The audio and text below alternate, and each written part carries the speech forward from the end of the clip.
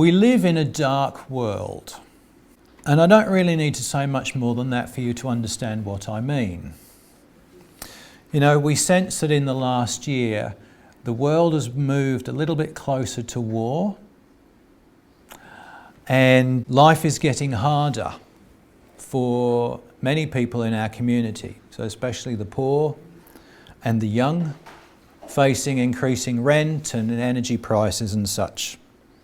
So when we look at the Bible and we read of waiting in the darkness for the light to dawn, I guess it seems particularly relevant to us now.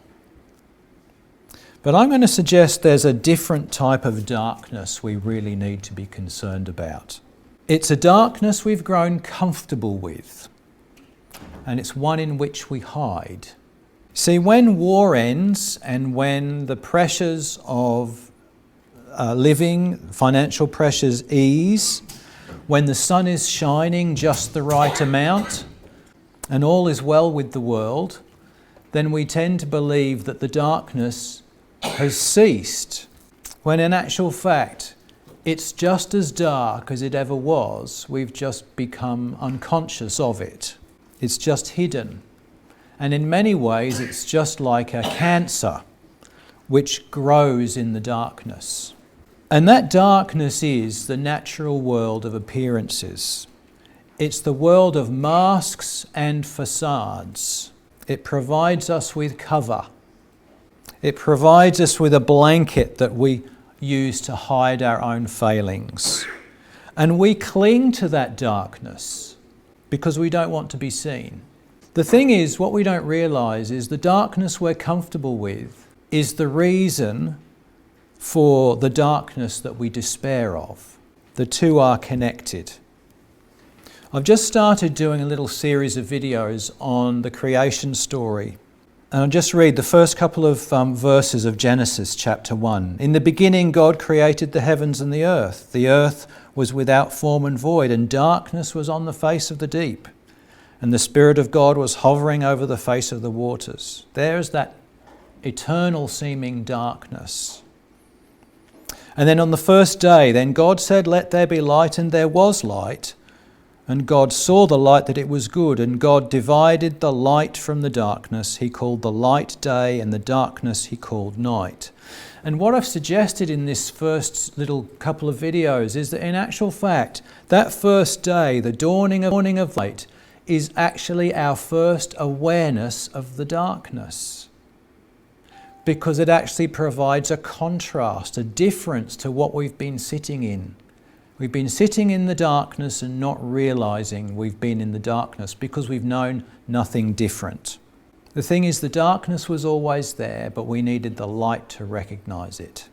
So then we read words like this from John. And the light shines in the darkness, and the darkness did not comprehend it.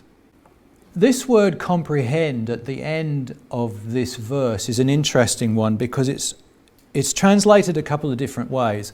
One is comprehend, but the other one is overcome. So if you look at different translations of the word, you'll find comprehend or overcome in that place. And you might wonder what's going on.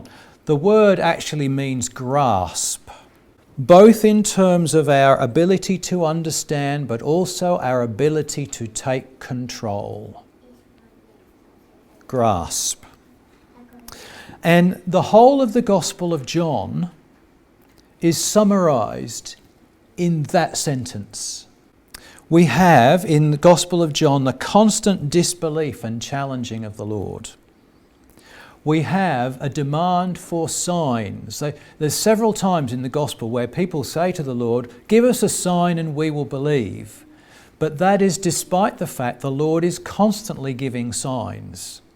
And in actual fact, in John's Gospel, he calls the miracles signs for that very reason. They're not referred to as miracles, they are referred to as signs. Jesus is constantly giving signs for us to believe, and yet there is a constant demand for these signs that we do believe. And finally, as the Gospel draws to a close, when the authorities realise that Jesus has proven who he is, they seek to destroy the evidence. And we see it both in the raising of Lazarus in chapter 11. As you go into chapter 12, you see this plot to kill Lazarus because he is the living, walking, breathing proof of Jesus. And then, of course, ultimately they seek to destroy Jesus himself. But what I noticed about this time reading this are the verbs.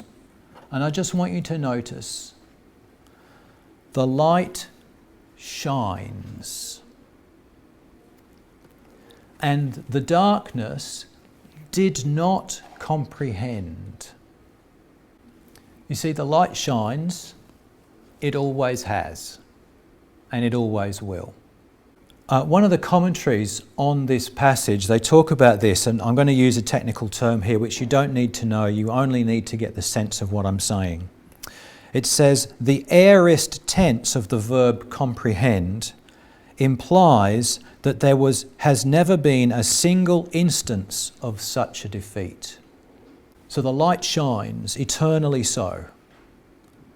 And there has never been an instance of the darkness comprehending or defeating or controlling it. So when we come to times such as the one we're in these days, and we look at the Word and we recognize the darkness of our world, we look at a passage like this and it reminds us that the darkness is temporary. Irrespective of how eternal and long-lasting it feels, it is the light that we await tomorrow morning that is eternal.